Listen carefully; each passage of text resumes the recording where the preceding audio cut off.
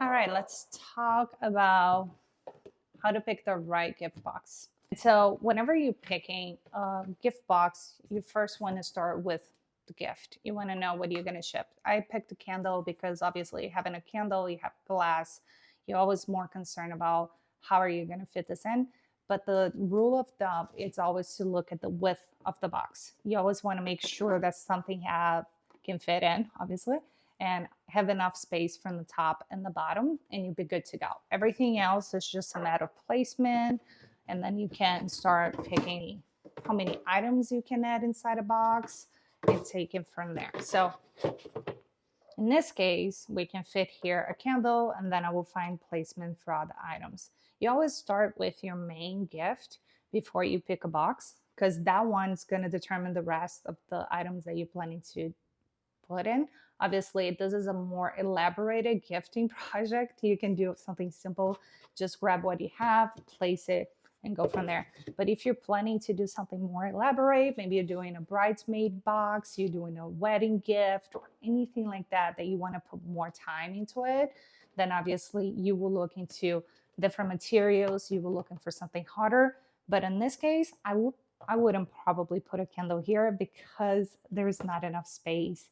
And even though it still fits, the lid will close fine, everything's fine.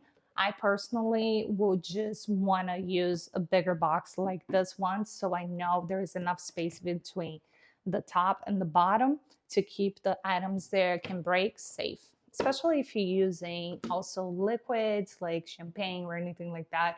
You want to make sure you are using the correct box. For in this case, for this one, I will put the candle here, and it fits perfectly. I feel comfortable and safe. And let's be honest, a bigger box is always nicer, especially when you do like your wrap, you put a nice bowl in it. It just looks so amazing. You're presentable. This is an amazing option. Now, let's talk about items that are thinner. Maybe this is actually a really good size gift box. It fits in some good products in here, and it's gonna look beautiful. You still can making it super presentable, but the material is very thin. This is the type of box that you definitely want to reinforce the bottom. You probably will glue the parts because this comes apart easily. You will want to glue the parts and maybe add some additional reinforcement just to make sure nothing's just going to fall apart and just fall off if you're handing to someone. Not that that will happen, but you know, when something needs to go wrong, it probably will. And we don't want that. And so just be careful when using boxes like that, but this is a perfect sizing. Now, when you do the big one, I already show, you have the wood boxes. This is like premium boxes. Absolutely love it. Everybody loves wooden boxes, but they're expensive. And so you will probably use boxes like that for special events. Maybe you will have monogrammed or add some additional details, because a lot of the times people will keep these boxes. I would love to keep this box in my house just for storage and for other items. And if you want to reuse it for regifting as well, which you should always consider it.